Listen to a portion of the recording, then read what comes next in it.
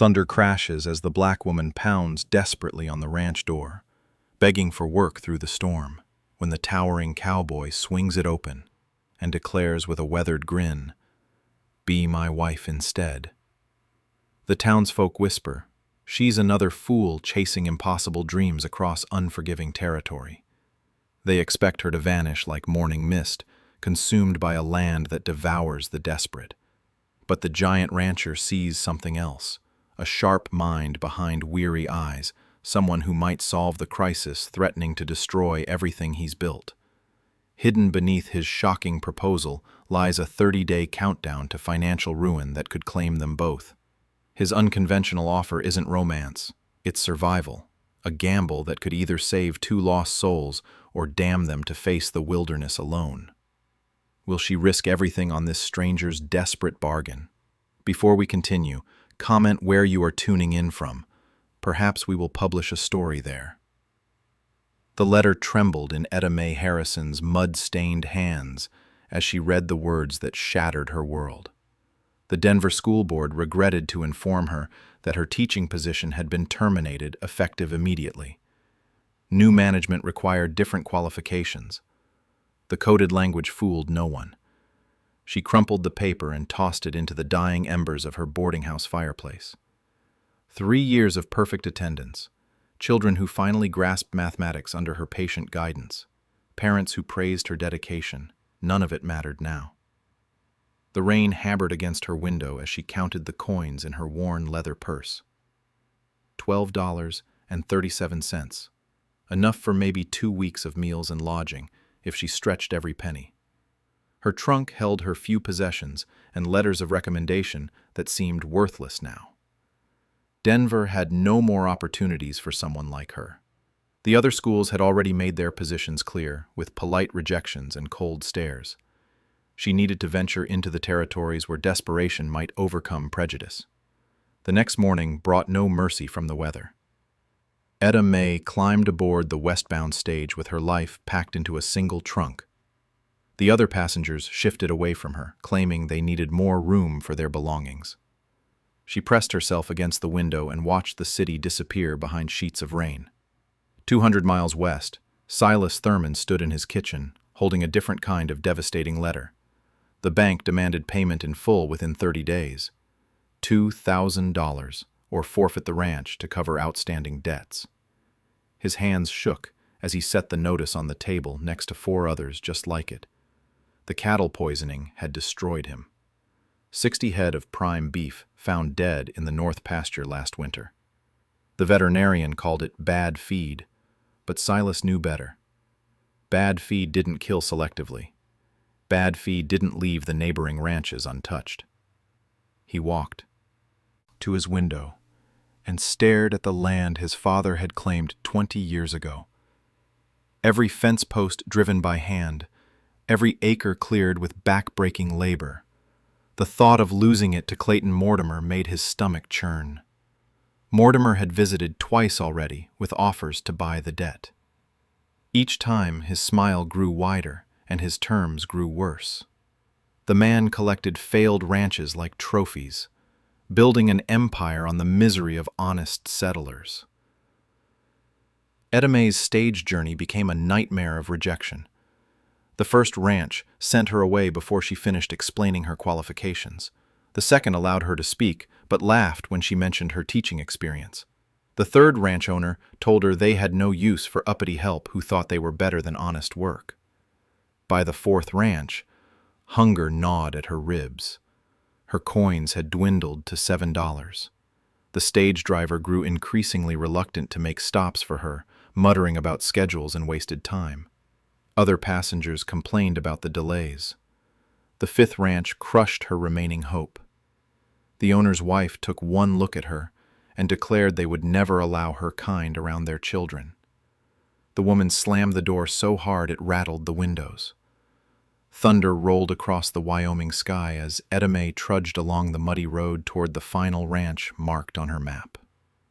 The Thurman place sat isolated in a valley, smoke rising from its chimney like a beacon in the gathering storm. Her shoes squelched through puddles that soaked her stockings. Her carpet bag grew heavier with each step. Lightning illuminated the modest house and sturdy barn. Cattle dotted the nearby pastures, fewer than she expected for a spread this size. The place looked well-maintained, but struggling, like its owner might understand desperation. She climbed the porch steps and knocked firmly on the wooden door.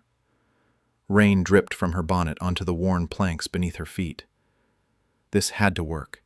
She had nowhere else to go. Heavy footsteps approached from inside. The door swung open to reveal a tall man with weathered features and kind eyes. Silas Thurman looked tired, but not unkind. His flannel shirt was clean, but patched in several places. Etta May straightened her spine and lifted her chin. She had practiced this speech at 5 other doors. Her voice came out steady, despite her exhaustion. "Sir, my name is Etta May Harrison. I am seeking employment as a housekeeper and cook. I have excellent references and experience managing households." Silas studied her for a long moment. Rain continued to pour behind her, creating a curtain of water that isolated them from the rest of the world. Something in her bearing impressed him. She stood with dignity despite being soaked and obviously desperate. His response came without hesitation, surprising them both. "Be my wife instead." The words hung in the air between them like lightning waiting to strike. Etta May's carefully prepared arguments died in her throat. Of all the responses she had anticipated, this had never occurred to her. Silas stepped aside and gestured for her to enter his home. The warmth inside drew her forward despite her confusion. He closed the door against the storm and faced her in the lamplight. "I am not proposing romance, Miss Harrison. I am proposing survival." Etta May stood dripping in the warm kitchen, her mind racing to process Silas's unexpected proposal. The lamplight cast dancing shadows on the wooden walls as she studied his face for signs of mockery or madness. She found neither. Silas poured coffee from a pot on the stove and set it before her. The ceramic mug warmed her frozen fingers as he explained his desperate situation: the bank's ultimatum, the mysterious cattle deaths, the mounting pressure from Clayton Mortimer to sell. "Territorial law protects married couples differently than single owners," he said.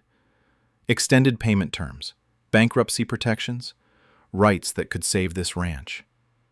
Etta May sipped the bitter coffee and considered his words. Her education had included enough legal study to recognize the truth in his statement. Married settlers received preferential treatment under territorial statutes designed to encourage stable communities. "And what do you imagine I would gain from such an arrangement?" Silas gestured toward the land, visible through his window. "Half ownership of 800 acres, legal protection, a home where your abilities might be valued instead of scorned." The honesty in his voice surprised her.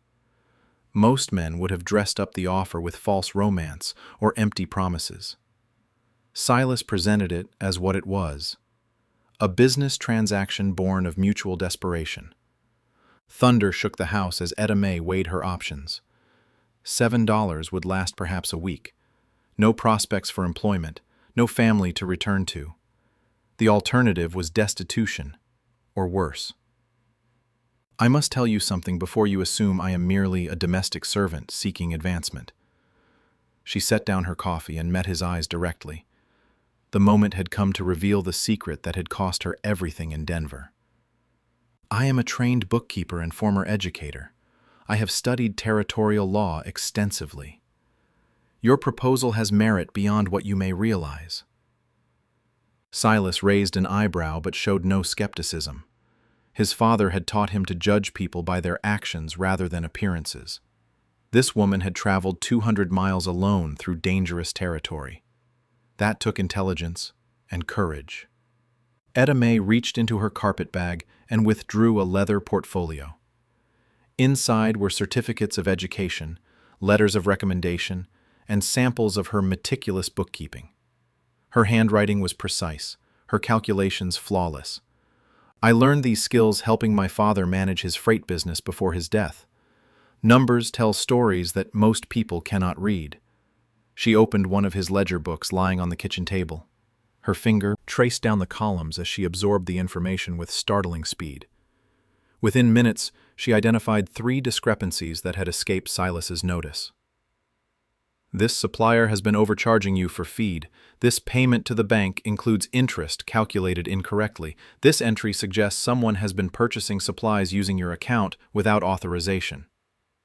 Silas stared at the ledger in amazement. He had struggled with those books for months, never catching the errors she spotted immediately. Her mind worked like a calculating machine, processing numbers faster than seemed humanly possible.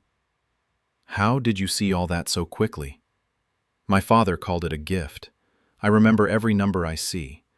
Every calculation becomes permanent in my memory. The revelation changed everything. Silas had expected to gain a partner in name only. Instead, he had found someone whose skills complemented his own perfectly. He understood cattle, land, and weather. She understood money, law, and business. Then we have a genuine partnership to discuss. They talked through the night as the storm raged outside. Edame learned about the suspicious circumstances surrounding his cattle deaths. Silas discovered the depth of her legal knowledge and business acumen. By dawn, they had outlined terms for their arrangement. Marriage in name for 1 year, platonic partnership with shared responsibilities and shared profits, mutual respect for each other's contributions. Either party could dissolve the agreement after 12 months with fair division of assets. The trip to town for their wedding license drew stares and whispers. Etta May held her head high as they walked into the courthouse. The clerk's eyebrows rose when Silas requested the paperwork. His pen hesitated over the forms. "You sure about this, Thurman?" "Never been more certain of anything." Justice of the Peace William Hendricks performed the ceremony in his parlor with his wife as witness. The words were simple and businesslike. No promises of love or romance, just legal declarations that bound their fates together under territorial law. News of the marriage spread through the small community like wildfire. At the general store, Rosa Martinez watched customers whisper behind their hands. Some shook their heads in disapproval. Others speculated about Silas's motives or sanity. Doc Hensley defended the union when questioned at the saloon. He had seen Etta May's dignity and intelligence firsthand when she accompanied Silas to file their marriage certificate. The woman carried herself with quiet strength that impressed him. Clayton Mortimer received word of the marriage while reviewing foreclosure documents in his office. His face darkened as he realized the legal complications this development would create. Married couples enjoyed protections that would complicate his plans for the Thurman Ranch. He summoned his foreman immediately.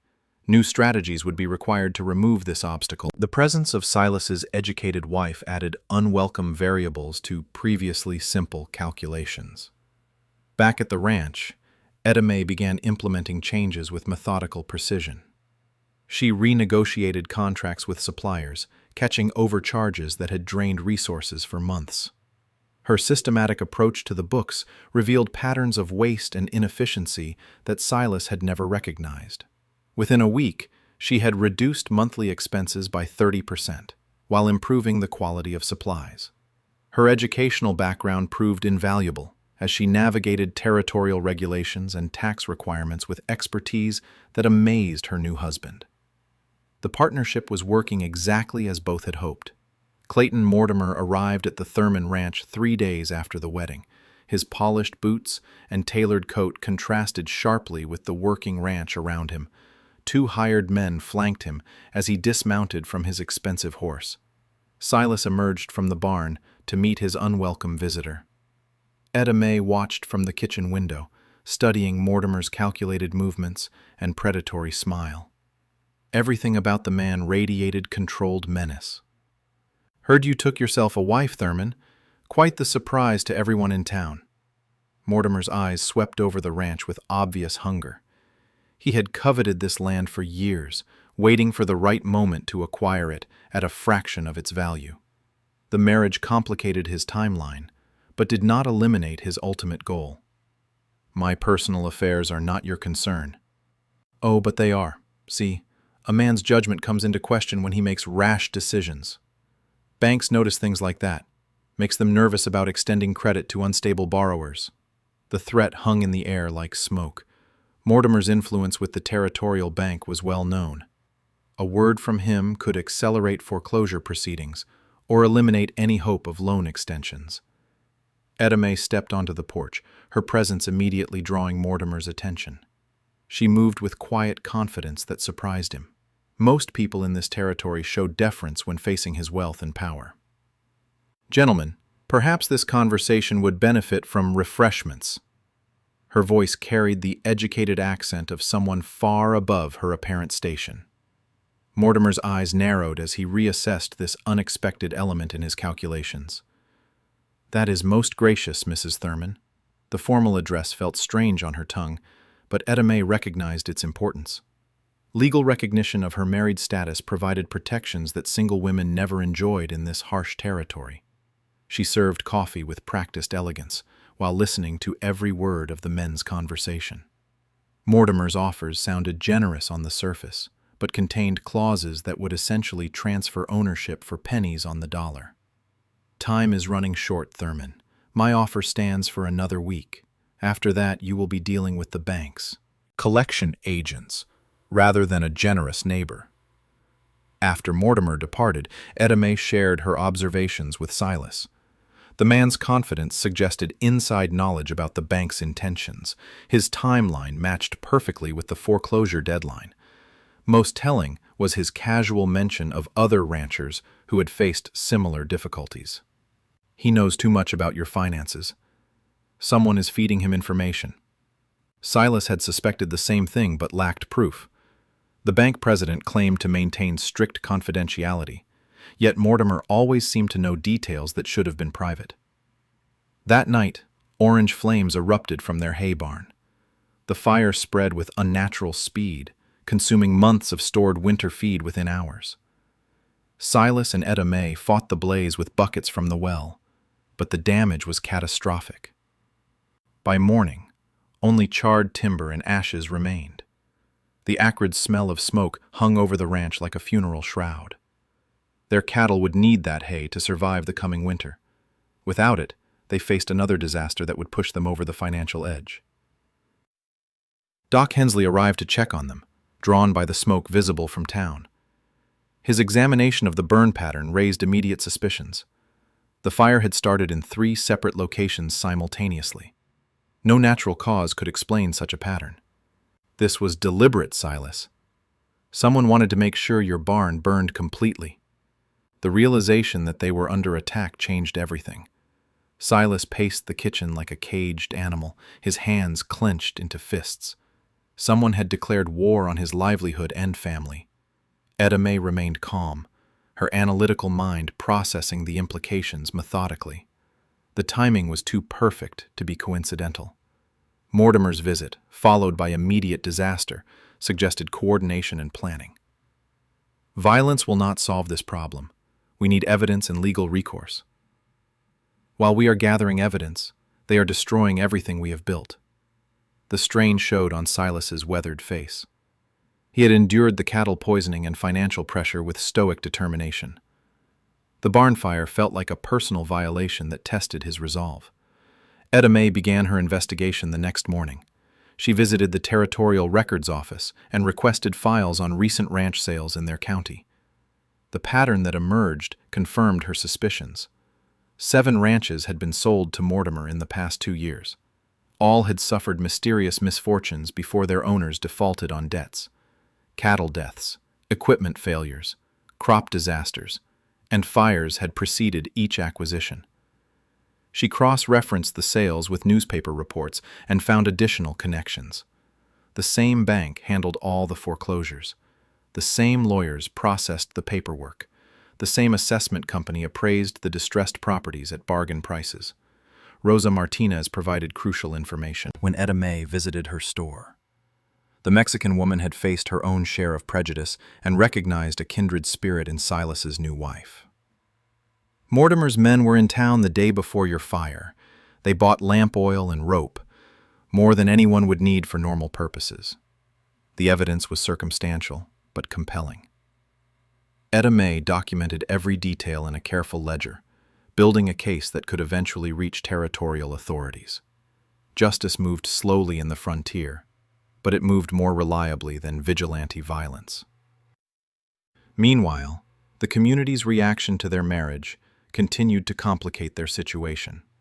Some merchants refused to trade with them, others whispered about the impropriety of their arrangement. The social isolation made their economic challenges more difficult to overcome. Sheriff Bradley visited to investigate the fire, but showed little enthusiasm for the task. His questions were perfunctory. His examination of the evidence was cursory. Mortimer's influence extended to law enforcement as well. Etta Mae realized they were fighting more than one man's greed. They faced a system of corruption that protected the wealthy while exploiting the vulnerable. The challenge required strategy rather than strength, intelligence rather than firepower. Etta Mae spread the territorial land records across their kitchen table like pieces of a complex puzzle. Each document told part of a larger story that grew more disturbing with every connection she uncovered. Her methodical investigation had consumed 3 weeks, but the pattern was undeniable. She traced property transfers with her finger, following a trail of suspicious transactions that stretched back 5 years. Mortimer's empire had grown through a systematic campaign of sabotage and foreclosure. Every ranch he acquired had suffered mysterious disasters before defaulting on loans. The Hendricks spread had lost 40 cattle to poisoned water. The Morrison family's wheat crop had burned during harvest. The Peterson ranch house had collapsed after termites mysteriously infested the support beams. Each tragedy had been followed by financial ruin and forced sale to Mortimer at far below market value. Silas watched his wife work with growing admiration. Her ability to see patterns in seemingly unrelated events amazed him. What appeared to be random misfortune was actually calculated warfare against small ranchers. How many families has he destroyed? 17 that I can document, probably more whose records were not properly filed. The scope of Mortimer's criminal enterprise exceeded anything Silas had imagined. This was not simple business competition. It was organized theft conducted under the protection of corrupt officials. Etta Mae had also discovered troubling irregularities in the land deeds themselves. Several properties showed evidence of forgery in the transfer documents. Boundary descriptions had been altered. Survey markers had been moved. Was claiming ownership of land he had never legally purchased. Doc Hensley arrived for dinner as he had taken to doing twice weekly. The elderly physician had become their strongest ally in town, providing both medical expertise and social support. His presence helped legitimize their marriage in the eyes of more traditional community members. "I examined those cattle samples you asked about," he told Etta Mae over Rosa's tamales. "Definitely arsenic poisoning. Same compound that killed Silas's herd last winter." The confirmation strengthened her case against Mortimer. She had suspected the cattle deaths were connected, but proof required scientific analysis that only Doc Hensley could provide. His credentials would carry weight with territorial authorities. "I need to visit the other affected ranchers. Will any of them talk to us?" The Hendricks family might. They lost everything, but stayed in the area. Tom Hendricks has been working as a hired hand for other spreads, barely keeping his family fed. Etta Mae's correspondence with the territorial governor's office had begun yielding results. Her carefully documented evidence package had caught the attention of investigators, already suspicious about land fraud throughout the Wyoming territory. They wanted additional witness testimony to support federal charges.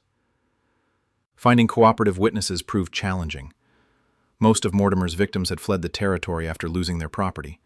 Those who remained lived in fear of further retaliation. The intimidation campaign had been highly effective at silencing potential opposition. Tom Hendricks agreed to meet them at his family's small cabin on the outskirts of town. The once proud rancher looked broken by his experiences. His wife Sarah served weak coffee while their children played quietly in the corner. "Mortimer offered to buy our debt after the cattle died. Said he was doing us a favor. We thought God had sent us salvation." The familiar pattern repeated in heartbreaking detail. Mysterious disaster, followed by financial pressure, followed by forced sale at unfair prices. By the time the Hendricks family realized they had been manipulated, their property belonged to Mortimer. "Would you be willing to testify about what happened to your ranch?" Tom's face showed fear and hope in equal measure. The prospect of justice appealed to him, but he worried about protecting his family from further harm. "If others will stand with us, yes, but I will not risk my wife and children for a fight we cannot win." Etta May understood his position completely. Courage was easier for those with less to lose. She needed to build a coalition strong enough to provide safety in numbers. Her investigation had identified 12 displaced ranch families still living within traveling distance. If she could convince half of them to testify, their combined testimony would be impossible to dismiss or silence through intimidation. Meanwhile, Silas focused on rebuilding their ranch operations despite the barn fire. He constructed a temporary shelter for their remaining hay and negotiated with neighbors to share winter feed supplies. The financial strain was enormous, but their partnership was growing stronger under pressure. Etta May's business skills had already saved them nearly $400 through improved efficiency and renegotiated contracts. Her legal knowledge helped them navigate territorial regulations that had previously cost them money in penalties and fees. The marriage was proving beneficial beyond their original expectations. Their relationship was evolving as well. Respect had grown into genuine affection through shared adversity and common purpose. Neither spoke of love yet, but both recognized the deepening bond between them. Rosa Martinez had become an invaluable source of information about Mortimer's activities. Her store served the entire community, giving her insights into suspicious purchases and whispered conversations. She discreetly shared intelligence that helped Etta May track the conspiracy. 3 of Mortimer's men bought supplies for an extended camping trip. They asked about trails leading to the northern ranches. Something is being planned. The warning prompted Etta May to accelerate her timeline for contacting territorial authorities. She could not wait for perfect evidence if other families were about to suffer the same fate as the Thurmans. She composed a detailed letter to the territorial governor, outlining her findings and requesting immediate investigation. The package included witness statements, forged documents, and financial records that painted a clear picture of systematic fraud. The letter would take 2 weeks to reach the territorial capital and another week for authorities to respond. Time was running short, but legal process offered their only hope for justice that would protect future victims. That evening, Silas found Etta May staring out their kitchen window at the rebuilt barn. The structure was smaller than before, but represented their determination to survive whatever Mortimer attempted next. "Do you regret accepting my proposal?" Her answer came without hesitation. "Never. We make a formidable team." The breakthrough came when Etta May discovered the county surveyor's original maps buried in a dusty filing cabinet at the courthouse. The official records showed property boundaries that differed dramatically from the deeds Mortimer used to claim ownership. Entire sections of valuable grazing land had been transferred through fraudulent documents. She spread the conflicting maps across Doc Henley's kitchen table, comparing boundaries line by line. Her photographic memory allowed her to spot discrepancies that would escape casual examination. Survey markers had been moved. Creek beds had been redrawn. Mountain ridges had been relocated on paper to steal thousands of acres. This is not simple fraud. This is theft on a massive territorial scale. Doc Henley studied the evidence with growing amazement. His medical training had taught him to recognize patterns and draw logical conclusions from observable facts. The systematic nature of Mortimer's crimes was undeniable. How much land has he stolen? Over 30,000 acres based on these documents. The actual ownership belongs to 17 different families who were driven off their property.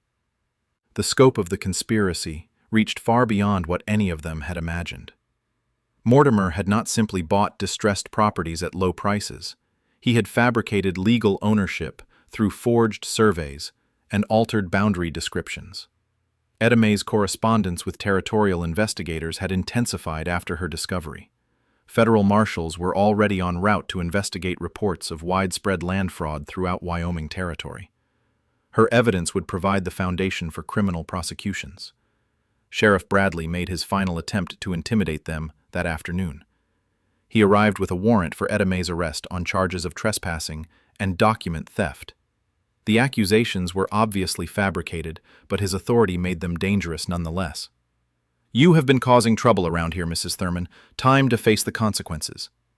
Silas stepped between his wife and the corrupt sheriff, his hand resting on his rifle, the moment balanced on the edge of violence that could destroy everything they had worked to build. Etta Mae remained calm, despite facing arrest and possible jail time. Her legal knowledge told her the charges would not survive scrutiny, but Mortimer's influence might keep her locked up long enough to miss the federal investigation. "Sheriff Bradley, I assume you have proper documentation for these serious accusations." She examined the warrant with careful attention to legal details. The document contained multiple errors that invalidated its authority. Wrong dates, incorrect legal descriptions, and missing signatures rendered it worthless under territorial law. "This warrant is improperly executed and legally insufficient. I will not submit to unlawful arrest." Bradley's face reddened with frustration and embarrassment. His lack of legal education had made him an easy target for manipulation by smarter men. Mortimer had provided the fraudulent warrant without explaining its deficiencies. "You will come with me or face the consequences of resisting arrest." Doc Henley intervened before the situation could escalate to violence. His standing in the community gave him moral authority that even corrupt officials had to respect. He positioned himself beside Etta Mae in a show of solidarity. "Sheriff, I witnessed the creation of this warrant. The legal defects are obvious to anyone with basic legal knowledge. Proceeding with this arrest would constitute false imprisonment under territorial statutes." The standoff lasted several tense minutes before Bradley realized his position was untenable. Too many witnesses had seen the flawed warrant. Too many questions would be asked if he proceeded with an obviously illegal arrest. He retreated with threats and bluster, but his failure marked a turning point in the conflict. Mortimer's protection was not absolute. Legal knowledge could defeat corruption when applied with courage and precision.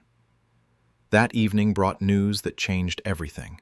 A rider arrived with word that federal marshals had reached the territorial capital. Investigations into land fraud were beginning immediately.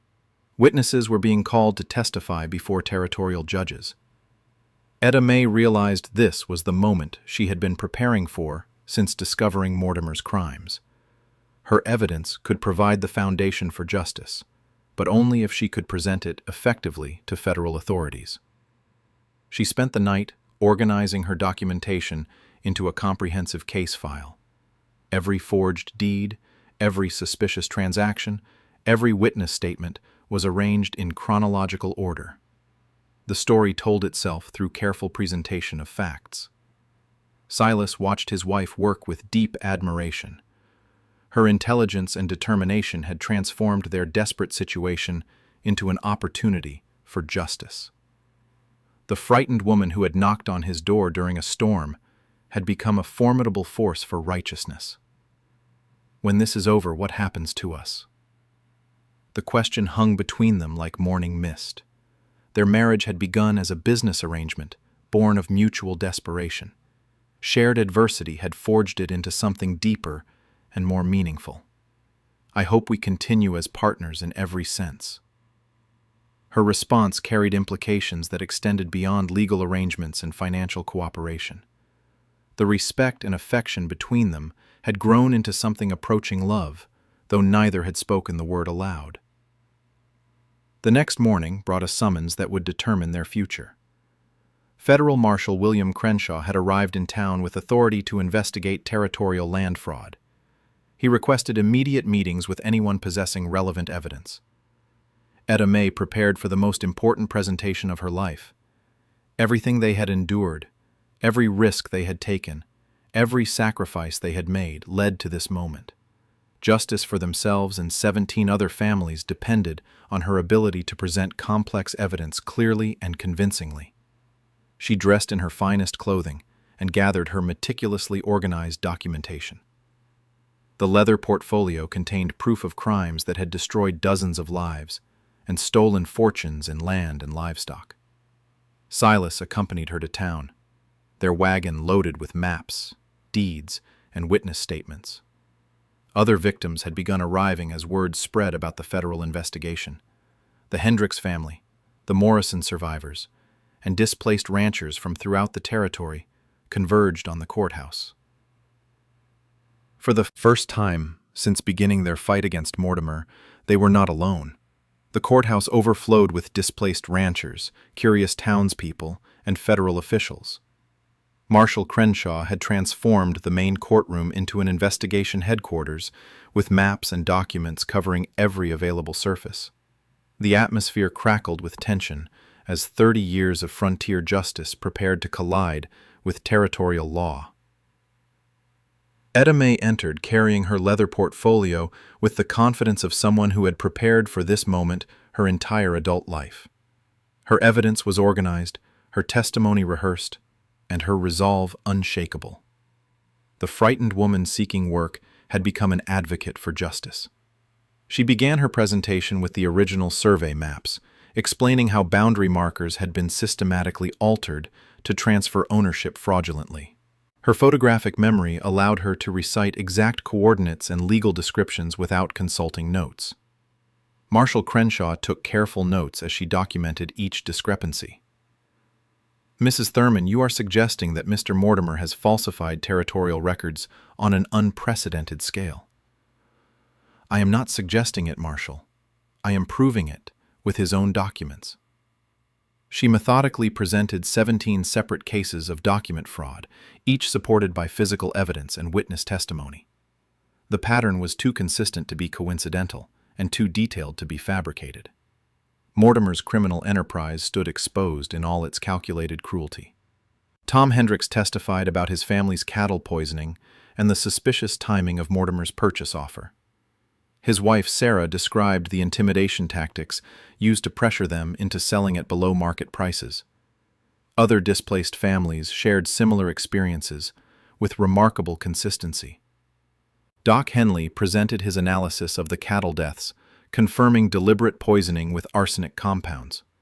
His medical expertise provided scientific credibility that elevated the testimony beyond mere accusations. The evidence chain was becoming unbreakable. Rosa Martinez testified about suspicious purchases made by Mortimer's men before each mysterious disaster. Her detailed records of lamp oil, rope, and chemical sales created a timeline that correlated perfectly with the ranch attacks. Her courage in defying community pressure impressed everyone present. The courthouse audience grew larger as word spread through the territory. Ranchers who had remained silent out of fear began stepping forward with their own stories of harassment and fraud. The investigation was becoming a community reckoning with decades of unchecked corruption. Mortimer arrived with his expensive lawyers and political allies, confident that influence could overcome evidence. His tailored suit and polished boots contrasted sharply with the work-worn clothing of his accusers. He carried himself like a man accustomed to buying his way out of trouble. His confidence evaporated as Marshal Crenshaw presented the accumulated evidence against him. Forged documents, falsified surveys, and witness testimony created an overwhelming case for systematic criminal activity. Federal jurisdiction meant his local protection was worthless. These are the desperate lies of failed ranchers, looking for someone to blame for their incompetence. His defense crumbled under cross-examination. Etta May had documented every transaction, every suspicious coincidence, every legal irregularity with mathematical precision. Her education and analytical skills had created a prosecution case that even experienced lawyers could not challenge effectively. The corrupt sheriff found himself under investigation as well.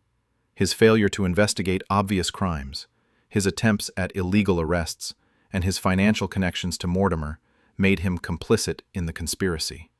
Federal authority superseded local corruption with ruthless efficiency. By evening, arrests were being made throughout the territory. Mortimer and 6 associates faced federal charges for land fraud, document forgery, and conspiracy. Sheriff Bradley was removed from office pending investigation. The corrupt banker who had facilitated the scheme was taken into custody. The legal victory was swift and comprehensive, but the human cost would take years to repair. 17 families had lost their homes and livelihoods to Mortimer's greed. Some had fled the territory and might never return. Others had died from the stress and hardship of their displacement. Land restoration began immediately under federal supervision. Properties would be returned to their rightful owners based on the original survey records that Etta May had discovered. Mortimer's fraudulent empire dissolved as quickly as it had been built. The Thurman Ranch was declared secure from foreclosure as federal investigators froze all related debt proceedings.